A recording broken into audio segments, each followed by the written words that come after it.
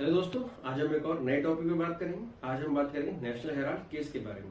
जैसे कि आप लोगों को मालूम ही है, अभी कुछ ही महीनों पहले ईडी ने सोनिया गांधी और राहुल गांधी को पूछताछ के लिए भी बुलाया था, जिसके बाद कांग्रेस पार्टी ने पूरे देश भर में अलग अलग जगहों पे प्रोटेस्ट भी किए।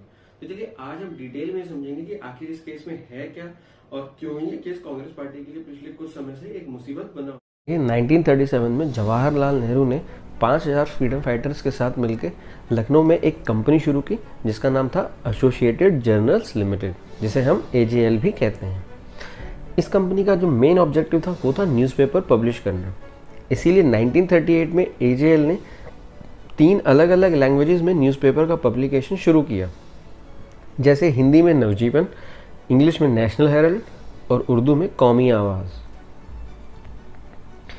इन तीनों अखबारों में जो सबसे पॉपुलर था वो था नेशनल हेराल्ड। देखिए, आज़ादी के बाद से ही नेशनल हेराल्ड को कुछ खास प्रॉफिट नहीं हो पा रहा था, क्योंकि आज़ादी के बाद से इस अखबार में सिर्फ कांग्रेस के ही पक्ष की बातें दिखाई जाती थी और एक तरह से ये अखबार कांग्रेस का माउथपीस बन चुका था। इसीलिए इस अखबार को लोगों ने ज़्यादा पढ़ा नहीं और धीरे धीरे अखबार को काफ़ी लॉस होने लगा। 2008 आते आते लॉस इतना ज़्यादा बढ़ गया कि अखबार को बंद करना पड़ा।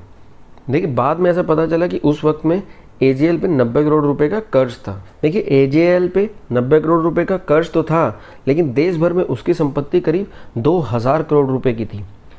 आज़ादी के बाद AJL को अखबार चलाने के लिए देश के कई शहरों में जैसे दिल्ली, मुंबई, लखनऊ में बहुत ही सस्ते रेट्स पर बहुत सारी ज़मीनें दी गई थी। इन ज़मीनों की वैल्यू अलग अलग आर्टिकल्स में अलग अलग मिलती है, जैसे किसी में 800 करोड़, किसी में 2000 करोड़, तो किसी में 5000 करोड़। लेकिन जो मैक्सिमम आर्टिकल में इसकी कीमत बताई गई है वो 2000 करोड़ रुपए बताई गई है। तो हम यहाँ पे ये मान लेते हैं कि इन प्रॉपर्टीज़ की जो वैल्यू है वो करीब 2000 करोड़ रुपए है। तो चलिए अब हम समझते हैं कि आखिर 2010 में ऐसा क्या हुआ कि जो 2000 करोड़ की प्रॉपर्टी का मालिकाना हक वो गांधी परिवार के पास चला गया।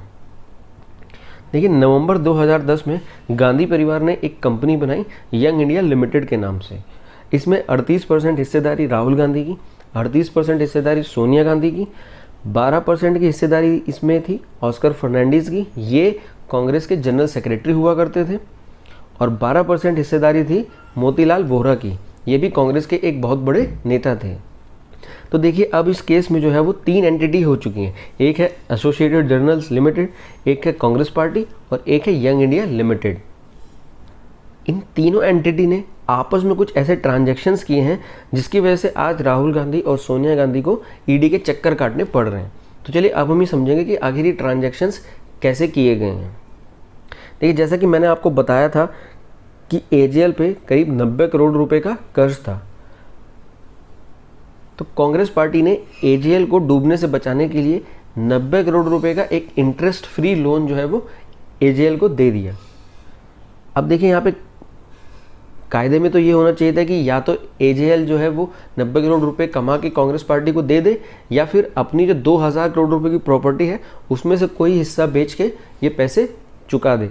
लेकिन देखिए, ऐसा हुआ नहीं। हुआ क्या कि जो यंग इंडिया लिमिटेड कंपनी थी उसने 50 लाख रुपए कांग्रेस को दे दिए और बदले में कांग्रेस ने 90 करोड़ के लोन को यंग इंडिया लिमिटेड को ट्रांसफ़र कर दिया। मतलब जो लोन AJL को कांग्रेस को चुकाना था, अब वो लोन AJL YLIL को चुकाएगी, यानी कि यंग इंडिया लिमिटेड को चुकाएगी। अब देखिए, 2011 में क्या हुआ कि जो ये AJL थी जिसको 90 करोड़ का लोन अब यंग इंडिया लिमिटेड को देना था, उसने 90 करोड़ देने की बजाय अपनी पूरी कंपनी की 99.9% शेयर जो है वो यंग इंडिया लिमिटेड को ट्रांसफ़र कर दिए।